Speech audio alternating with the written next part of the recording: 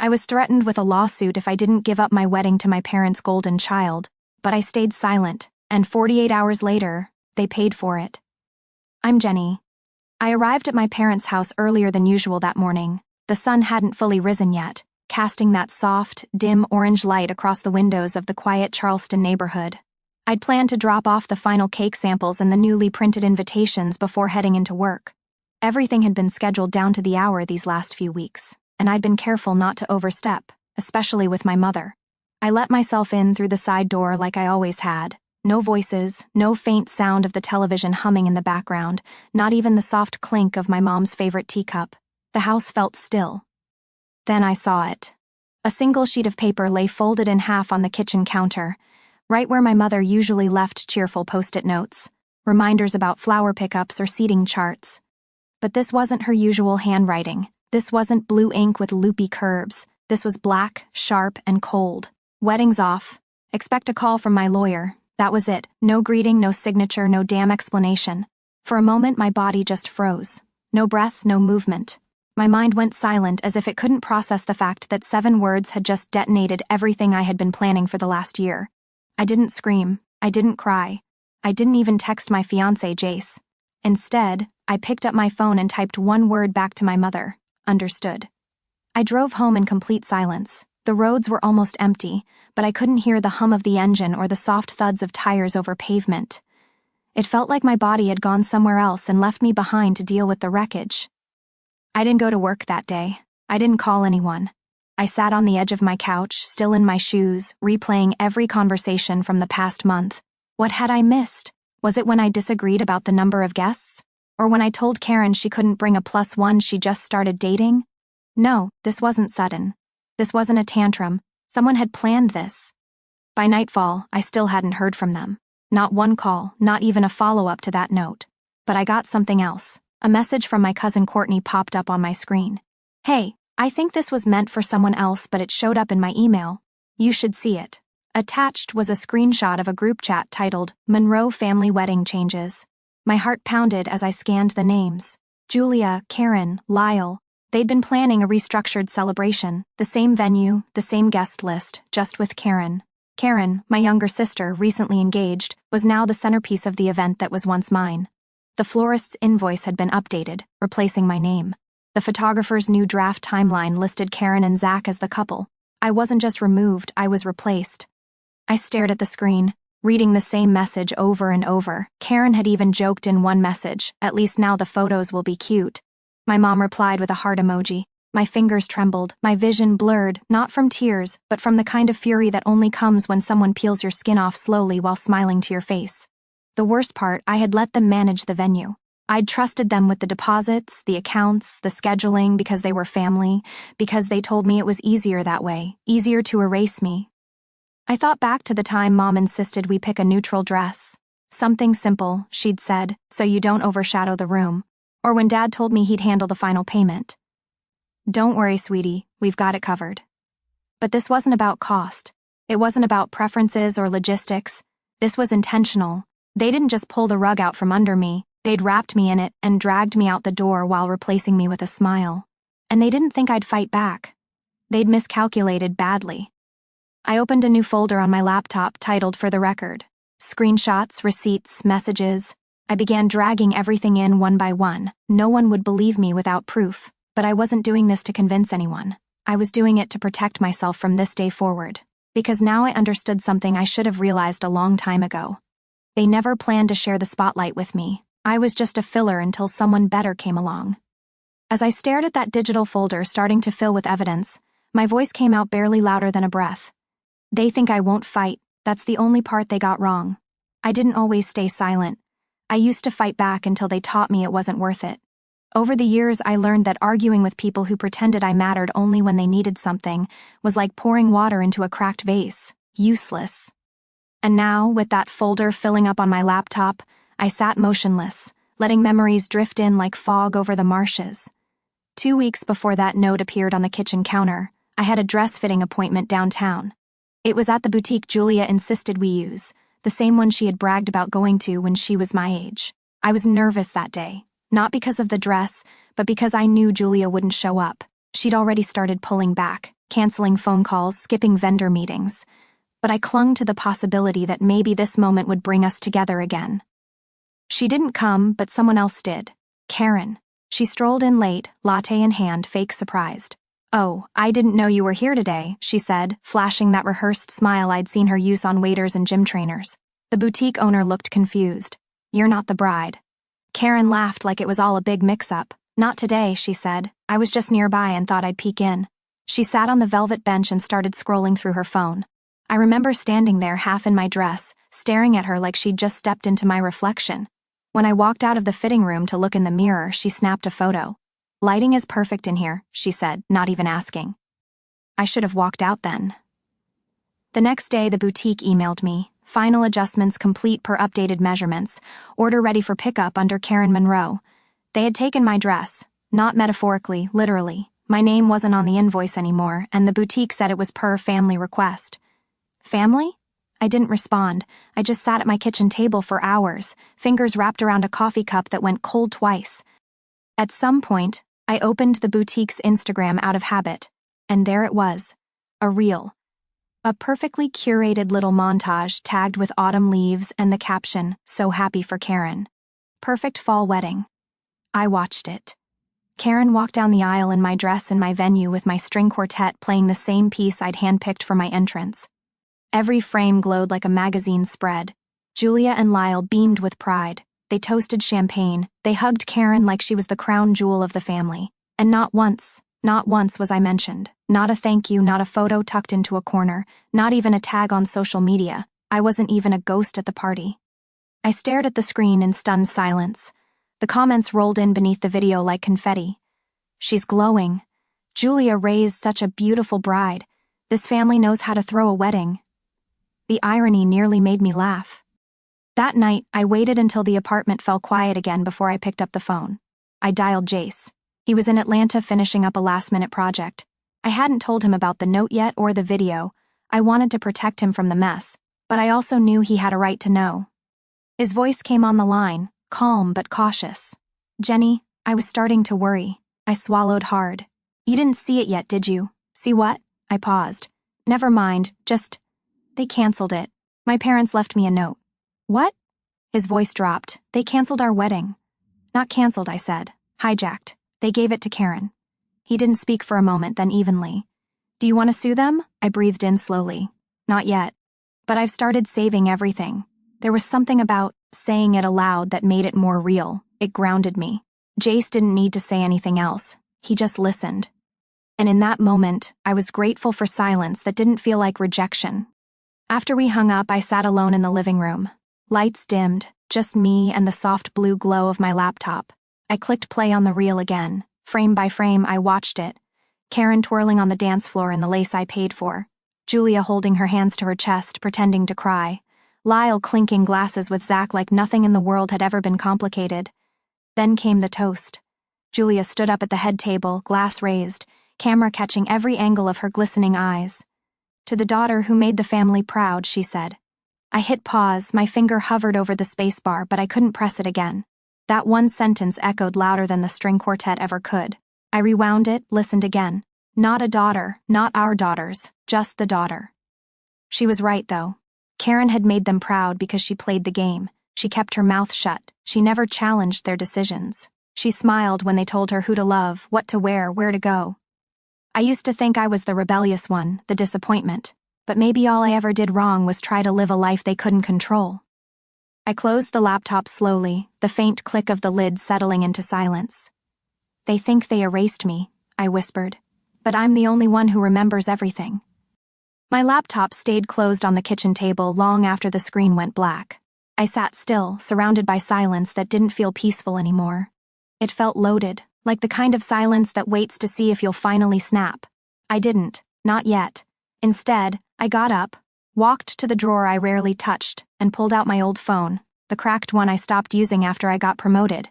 It was mostly dead weight now, but it still had photos, voicemails, and voice memos from years ago. I told myself I was looking for something practical, maybe old vendor quotes, or a contact from my early wedding planning. But deep down, I was hunting for proof I wasn't losing my mind, something that reminded me this didn't come out of nowhere. I scrolled through the folders until one labeled Holiday Dinner 2021 caught my eye. My finger hovered. That Thanksgiving had been odd. Julia was unusually quiet. Karen kept going on about a marketing job she hadn't even accepted yet. Dad was glued to the football game. I remembered stepping out to take a walk around the block, needing air after Karen snapped at me for always being so sensitive. Apparently, I had left my phone recording on the table by mistake. When I pressed play, the background clinks of silverware filled the room again, then Julia's voice. Too casual, too smooth. "She's a sweet girl," she said, and I already knew she meant me. But she's just not like Karen, not driven, not special. She's fine. That word fine cut deeper than anything vulgar ever could. It wasn't rage or rejection, it was dismissal, like I was a bland wallpaper in their home, not worth changing, not worth admiring. She doesn't push herself, she's content, and that's okay, but Karen has potential. I stopped the recording. I didn't need to hear more. My face didn't flush. My heart didn't pound. I just sat there, jaw clenched, staring out the window as a group of kids biked down the street, laughing freely. So this was the story they'd told themselves for years, that I was fine and therefore not worth fighting for. But it hadn't always been like that. There was a time, brief as it was, when I pushed back. Colton. 6 years ago, he had been the first person I ever let in fully, the kind of man who planned weekend trips and surprised me with used books he thought I'd like. I remember the afternoon he invited me to Edisto Beach. Just the two of us. We were supposed to leave Friday morning. Instead, I woke up to a message. "Jenny, I'm sorry. I can't do this. I think your family was right. I'm not enough. No fight, no second chance, just silence after that." For years, I believed he'd simply fallen out of love, maybe found someone easier. But as I sat now, the words from that old voicemail echoed differently. My family was right. He didn't say you were wrong, he said they were right. Back then, I couldn't accept it, so I buried it. Never told anyone, not even Jace. I reached for my water glass and stared at the condensation trail it left on the table. I wasn't crying. There weren't any tears left for this version of myself. Instead, I stood and walked to the cabinet above the fridge. That's where I kept the documents, the mortgage I signed alone, the receipts from the wedding venue, a printed spreadsheet Julia insisted on managing to keep things in order, she had said. Every page I pulled confirmed something deeper than mismanagement. This wasn't chaos, it was strategy, the kind that erased me slowly, so by the time I noticed, I'd already disappeared. They'd taken my wedding, my voice, my dress. What else had they stolen in the name of family? The worst part wasn't what I found, it was how easy it was to find. A clean sweep. No record of deposits made under my name. No recognition of my work. The guest list edited weeks ago had my email removed. The floral arrangements were now listed under Karen M., my entire presence scrubbed. I whispered the question again as I sat back down. A whisper that didn't feel rhetorical anymore. What else have they taken? And for the first time, I didn't feel guilty for asking. That moment of stillness was broken by the sharp ring of my phone. Unknown number. I usually let those go, but this time something in my gut made me press accept. "Jenny," the voice asked, nervous, familiar. I didn't answer right away. "It's Colton," he said. I heard about your wedding, and I thought maybe you should know more about what happened back then." The room spun slightly, not from surprise, but from recognition. This wasn't a ghost returning. It was a piece of the puzzle I'd never been allowed to hold. I leaned forward, pressing my palm to my forehead. A familiar ache built behind my eyes. I kept my voice calm. "I'm listening." Colton didn't hesitate once I said I was listening. "She threatened me, Jenny. I didn't know what else to do." His voice cracked, but I didn't speak. I needed the full story, not comfort. "She didn't just tell me to back off. She called my office. My manager said I was involved with someone who had mental instability, that you were emotionally fragile, needed constant care, and that our relationship was affecting your health, that I was contributing to it." I gripped the edge of the kitchen counter, steadying myself. My knuckles ached from how tight my hand clenched the phone. I said nothing, but inside something collapsed. Not like a building that falls, more like a dam that quietly cracks piece by piece until the flood becomes unstoppable. She said, "If I really loved you, I'd walk away so you could focus on yourself." And I believed her. I thought I was doing the right thing. He paused. I could hear it, the regret, the weight he'd been carrying all these years. "I'm sorry." "I know it doesn't fix anything." I nodded even though he couldn't see it. My voice came out calm, nearly flat. It doesn't, I said. But thank you for telling me. We exchanged no goodbyes. I hung up, placed the phone on the table, and stared at the window where the streetlight outside glowed over empty pavement. Then I picked up my own thoughts like shards on a tile floor, fitting them into something resembling a timeline. The pattern was clear now, not just in hindsight but in cold, deliberate detail, control. Julia didn't just block my path. She bulldozed it and then told me I had no sense of direction. The next morning, I sat at the kitchen table with my coffee going cold. My fingers hovered over Jace's contact. He hadn't reached out in days, and I'd been grateful for the space. But now, I needed answers only he could give. When he picked up, his tone was cautious. "Hey," he said. "I need you to be honest with me," I said, "and I need you to do it now." There was a pause just long enough for me to imagine him sitting on his couch, hand on his forehead like he always did when he felt cornered. "I know what this is about," he said, "and you're right to ask."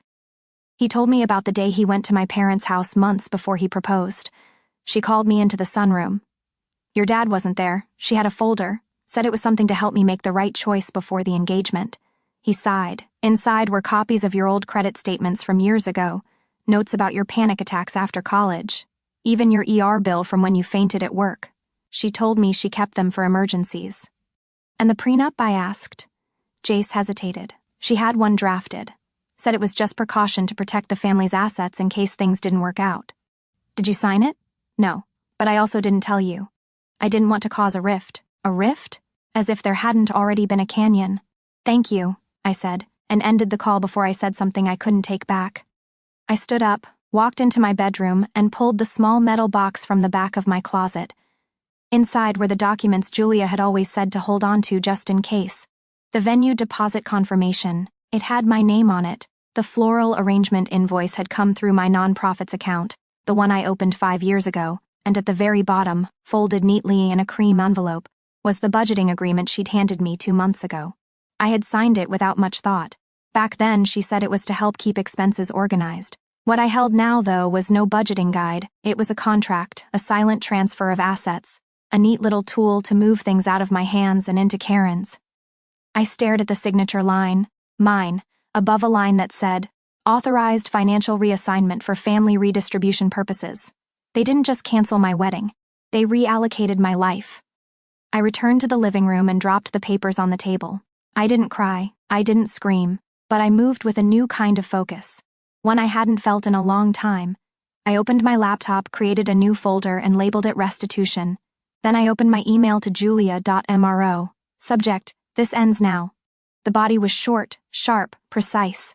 "You've taken enough from me. If you continue, I will take back everything legally, publicly, permanently. Consider this your last warning." I clicked send, and for the first time in what felt like forever, I felt the knot in my chest loosen, not because I was done, but because I had finally started. I didn't wait for her reply. I shut the laptop, pushed my chair back, and walked to the window. The sun was beginning to creep over the edge of the rooftops, casting that strange gray-blue light across the empty street outside, the kind of light that feels like a warning. I stood there longer than I meant to, arms folded, heartbeat steady but hard. I wasn't expecting peace. Not from them, not from this. But I thought maybe, just maybe, the silence would last a little longer. It didn't. A buzz from my phone dragged my eyes down to the screen. Notification from Facebook. Karen had posted something. I hesitated, thumb hovering above the screen. Then I tapped. Her post was long, crafted, the kind of message someone spends time rehearsing, not just in writing, but in the mirror, over breakfast, while twisting a wedding ring she didn't earn. She called me unstable, accused me of fabricating stories, of having a long-standing pattern of emotional volatility. She claimed I was undermining the unity of the family and lashing out because I couldn't handle not being the center of attention. Julia had liked the post. Lyle left a heart reaction. My stomach turned, but I didn't cry. I didn't pace or shout or throw the phone like I would have years ago. Instead, I opened my screenshot tool, captured the post, the comments, the timestamps, saved them into the folder titled Restitution. If they thought this would break me, they hadn't been paying attention. I poured myself a cup of coffee, sat at the kitchen table, and stared at the post again. Not to read it, but to study the responses. Former family friends chiming in, most of them vague but loaded. "So sorry you're going through this, Karen." Or "Some people just can't let go of the past. They were trying to shame." me into silence, but they didn't realize I had stopped playing their game. I tapped Mara's contact. She answered on the second ring. Jen. Her voice was tight, cautious. Hey, I saw Karen's post. You okay? There was a pause. I saw it, I replied. I was wondering if you'd want to meet up. I could really use a familiar face. Mara inhaled sharply, then exhaled like she was about to deliver news no one wants to say out loud. I don't think that's a good idea, she said. Your mom's people listen to her, Jenny. She helped my cousin get into that law firm. And after that thing with your aunt's will, well, I can't risk it. I blinked. No hard feelings, she added quickly. It's just complicated. I thanked her anyway, hung up, and sat there for a while, letting that moment settle, not as betrayal, but as confirmation. Julia's power didn't stop at the front door. It ran through the veins of this town like a quiet current no one dared swim against. I took my time that afternoon, did the dishes, cleaned the bathroom, watered the succulents by the windowsill, let the silence stretch, not out of avoidance, but because I needed the space to think without their noise. At dusk, I picked up the phone again. This time, I called Karen. She answered like she'd been expecting it. Finally decided to talk. I'm only going to say this once, I said, keeping my voice low and even. Take down the post. There was a beat of silence, then laughter. Not the amused kind, the mean kind, the kind she used in high school when she knew she had backup. You can't seriously think anyone believes you now, she said. You sound paranoid. Just like Mom said. I'm not asking for belief, I said. I'm asking for space. If you keep this up, I won't stay quiet and I won't just defend myself. I'll dismantle every version of this family you're clinging to. Is that a threat? She snapped. No, I said. That's a boundary. The difference is I'll keep mine. Whether you keep yours is up to you. I ended the call before she could respond. 2 hours later, as the sky dimmed into a soft purple haze, there was a knock at my door. I wasn't expecting anyone. I checked the peephole. A man in uniform holding an envelope. Courier delivery for Jenny Monroe. I signed, thanked him, and closed the door. The envelope was heavy, thick paper. I sat on the couch, slid a finger under the seal, and pulled out a neatly folded document. Legal notice of removal, beneficiary revocation. The language was formal, cold, bullet-pointed. As of this date, Jenny Monroe is hereby removed from all family estate considerations, including property, financial trusts, and personal assets managed by the Monroe Family Trust. No reasons listed. At the bottom, in clean slanted ink, was a single closing line. As of now, you are no longer considered part of this family's future. I stared at it. Felt no rush of heat, no bile at the back of my throat, just a long, slow breath leaving my chest. I folded the paper carefully, set it on the table next to the screenshots, then stood up and walked toward my desk. They thought they'd buried me, but all they'd done was draw a line. And for the first time in my life, I was ready to step over it. I didn't sit down right away. My legs carried me to the cabinet across the room, the one I'd avoided opening since last winter. On the top shelf, behind a stack of old holiday cards and unopened scented candles, sat a worn black binder and a hard drive labeled Finances Backup. I laid them both on the kitchen table and opened my laptop. There were 2 versions of myself stored inside that spreadsheet.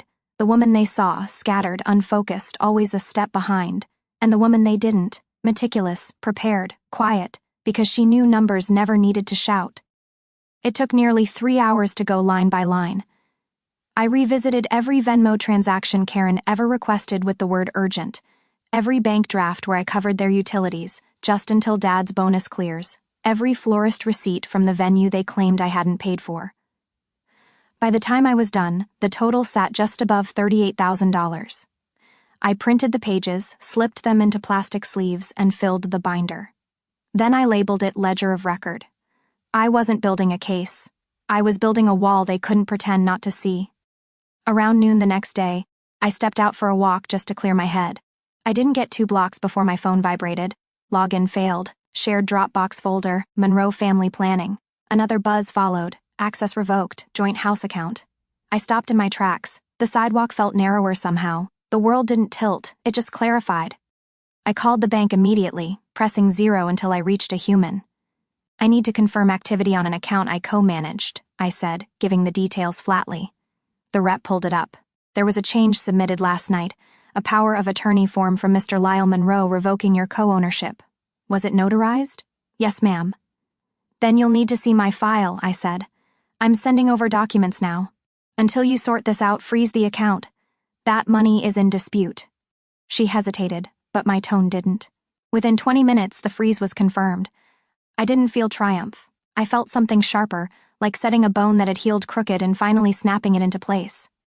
Back home, I made another folder, titled it In Case of Public Denial. Inside it went everything that proved my version of this story wasn't a narrative. It was a timeline. Text messages from Karen promising repayment, email threads with Julia discussing shared costs, digital contracts signed under my name for venue services now credited to them. I didn't plan to post them, but I wanted them ready. People like my family didn't fear confrontation, they feared being unmasked. Not with emotion, but with receipts. And that was the one thing I'd always kept. I closed the laptop, stood up, and made tea. The act was simple, mundane even, but it steadied me. My hands didn't shake as I poured. My breath didn't hitch when I sat back down. I wasn't waiting for them to fix it anymore. I wasn't even waiting for justice. I was laying brickwork. At 8:17 p.m., my phone rang. It was an unknown number, but I recognized the area code. My old banker's office. I answered on the second ring. Miss Monroe. Yes. This is Allison from Mallister Financial. I think it would be best if you came in tomorrow. We received a document this morning. It lists your signature, but something about it didn't sit right with me. What kind of document? It references property reassignment, partial title transfer on a home under the Monroe family umbrella. We flagged it because your existing file shows no prior authorization. My chest didn't tighten. My voice didn't rise. Do you still have it? Yes, keep it secure. I'll be in at 9. She paused. You'll want to bring any legal paperwork that contradicts what we received. I looked at the binder sitting on my kitchen table. I've got plenty. After the call, I turned off all the lights except one over the sink. I stood there for a moment, the glow catching the edge of the binder spine. They taught me to be polite, to not raise my voice, to apologize even when I wasn't wrong. But they never taught me what to do when I stopped caring what they thought. And now they'd picked the wrong thing to forge. Morning broke with the kind of chill that didn't come from the weather. My shoes echoed through the office lobby, muted by the heavy carpet, but my steps were precise. I'd worn navy, clean, professional, forgettable. I didn't need to stand out today. I needed to stand tall. At 9:26 a.m., our front desk buzzed.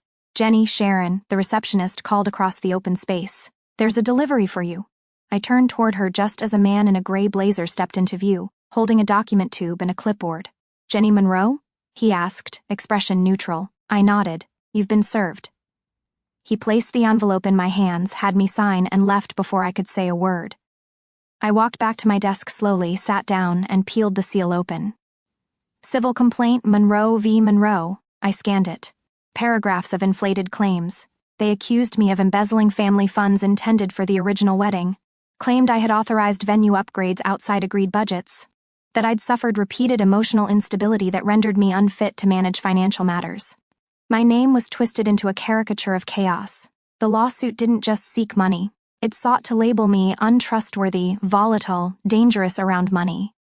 The office hummed too quietly. I felt eyes flick toward me and away just as quickly. I closed the packet, opened my email, and typed. Subject: RE defamation claim Monroe family. Add this filing to our counterclaim. Defamation, malicious intent, reputational damage. Let's respond swiftly. I didn't need revenge that made noise. I needed revenge that came with a docket number. That afternoon, the door of the past opened wide. A call came through to my work line from a number I didn't recognize. This is Jenny. Jenny, it's Victor Lang. I leaned back. Victor had been my mother's PR shield for as long as I could remember.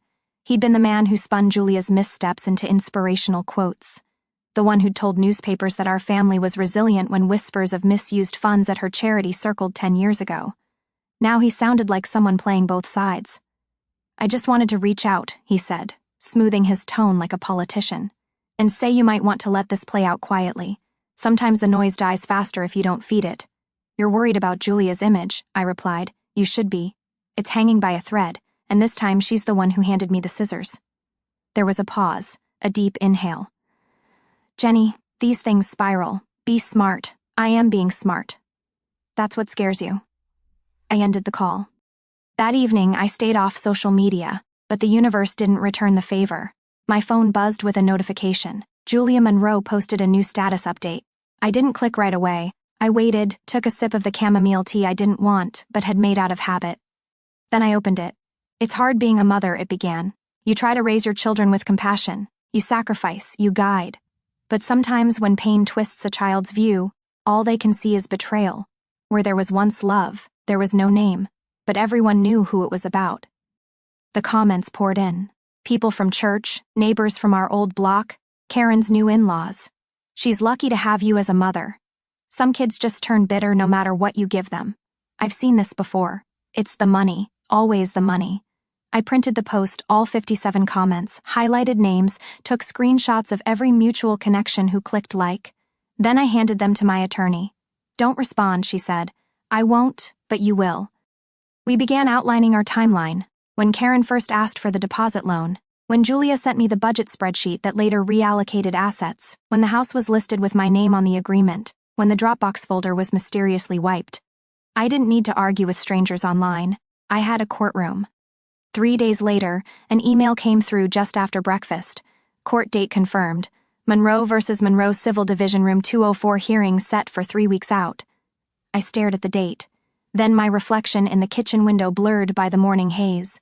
They wanted to embarrass me, silence me, redefine me, but the only thing they'd accomplished was sharpening my resolve. I turned from the window and spoke out loud to no one but myself. "You want a public fight? Fine, but I'm bringing every truth you buried." After I closed the email confirming the court date, I didn't sit down. I didn't scroll through more evidence or rehearse possible questions. I walked straight to the living room window, pulled back the curtain, and stared out into the quiet early evening stillness. The streetlights flickered on as the sky dimmed, and I stood there in silence, one hand gripping the edge of the curtain, the other resting against my thigh, steady and warm. This was no longer about my wedding. It hadn't been for a while. This was about years of being told what I was allowed to want and who I was allowed to be. I sat at my desk, opened my laptop, and created a new folder. I titled it Simply Truth. Then I wrote the first post. No preamble, no emotional introduction, just a headline. "My name is Jenny Monroe, and here's what they erased." Underneath, I dropped in screenshots one by one. Bank transfers from my account to Karen's over the past 5 years, labeled venue deposit, catering emergency, travel reimbursement. The agreement my mother had handwritten, initialed JM, with promises to reimburse half the wedding expenses once family stability was achieved. A clipped video shaky from my phone camera of Julia sitting in my apartment kitchen last spring. Her voice low, sharp. "If you love him, you'll sign it. If you don't, you'll destroy everything we've built for you. Do you want to be another mistake?" I added the Venmo trail, the florist invoice with both our names, but only my signature, the guest list with red lines over my friends' names. No commentary, no hashtags, just cold, careful documentation. I hit post and turned off the screen. When I woke up at 6:20 the next morning, the thread had been shared over 3,000 times. Comments rolled in faster than I could read. Strangers, former classmates, quiet supporters who had watched from the sidelines for years, and people asking questions. Why would a family do this to their daughter? "Jenny, you're not alone. This is what generational manipulation looks like." At 7:02 a.m., my phone rang. I didn't recognize the number. I picked up anyway.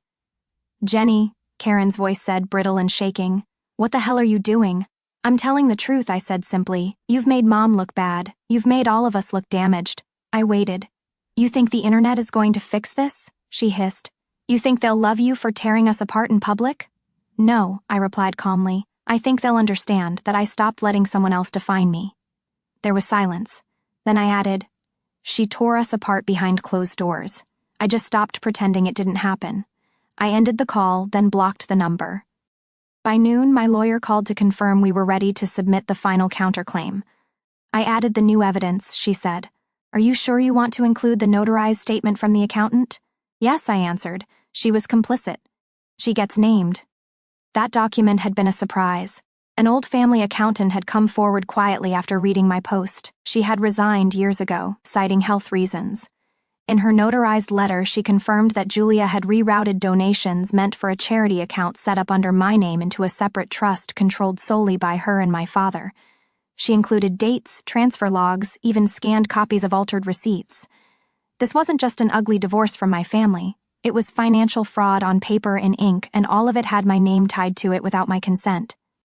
The updated counterclaim listed breach of fiduciary duty, financial misrepresentation, emotional distress, unjust enrichment. We printed it on ivory stock and had it hand-delivered. I didn't check Facebook again that day, but that night, as I lay in bed, my phone buzzed once more, this time from an unknown number. I didn't answer. Instead, I opened the screenshot folder and scrolled through them one by one until my breathing evened out. The next morning arrived with a steady drizzle. I dressed in a slate gray blouse, hair pulled back, heels low but firm. I didn't want to make a statement. I wanted to be the one who stood when everyone else sat down. The courthouse hallway was quiet, pale green walls, long benches. Karen was already seated near the far end, her lawyer beside her. She looked up when I entered but said nothing. Julia stood near the wall, arms crossed, avoiding my eyes entirely. A man with a press badge stepped forward. "Ms. Monroe?" he asked quietly. "Do you have anything you'd like to say before we go in?" I looked past him through the door that would open onto rows of polished seats, recorded testimony, and legal arguments. Then I met his gaze. "Just this," I said. "When someone tells you silence is love, they're usually trying to keep you from speaking." The courtroom doors opened with the kind of hush that follows a storm, not precedes one. A bailiff called our case, and I stepped forward with my attorney beside me, heart steady, breath deliberate. I wasn't trembling. Not anymore. The nerves had burned off weeks ago. What was left now was clarity. Karen sat across the aisle, shifting in her seat. Her lawyer whispered something, but she wasn't listening. Julia remained standing near the edge of the room, hands clenched tight around a stack of papers. Lyle was there too, though he seemed more like a figure propped up than a participant. He avoided my gaze the entire time.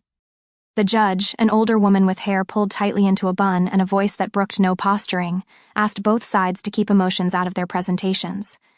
"This isn't a reality show," she said bluntly. "It's civil court. Facts, please." I let my lawyer do most of the talking. Contracts, transfers, recorded conversations. We submitted everything. When it was their turn, Julia's side attempted to argue emotional instability, to which the judge raised an eyebrow and asked for clinical documentation. None was provided. By the end of it, there were no slammed gavels, no dramatic gasps. The ruling was measured, independent audits to be conducted. Jenny Monroe granted temporary legal authority over disputed funds and all remaining property matters to be resolved through civil mediation. When it was over, Julia didn't speak. Karen stormed out. Lyle followed without looking back. I didn't smile. That wasn't what this was for. This wasn't about walking out victorious. This was about finally standing. 2 weeks passed before I returned to the Monroe house, what used to be home. I arrived unannounced mid-afternoon, holding a manila folder with the final settlement papers and the release form removing my name from the deed. The front door wasn't locked. I walked through, my heels soft against the hardwood floors. The hallway smelled the same, lavender and furniture polish, but it didn't feel like it belonged to me anymore. I paused in the kitchen, ran my hand along the edge of the counter where I used to help bake pies for Thanksgiving, passed by the staircase I once sat at during high school arguments. Stood at the doorway of my old bedroom and barely recognized the girl who used to cry into her pillow every time her mother told her, "You're just too much." Nothing had changed. Everything had. I placed the folder on the kitchen table. Then I pulled my old keys from my coat pocket, set them gently on top. I didn't knock. I didn't wait for anyone to find me. I just stepped out and let the door click shut behind me. A few days later, a plain white envelope arrived at my apartment. No return address. Inside was a personal check. The memo read, "Reimbursement for dress, venue, and emotional damages. The amount, $31,320, an exact match for what I'd tallied in one of my earliest spreadsheets. No note, no apology, just the check. I didn't cash it. I framed it underneath the glass on a small brass plate I had engraved, proof that they knew. It didn't make me whole, but it told me I hadn't imagined any of it.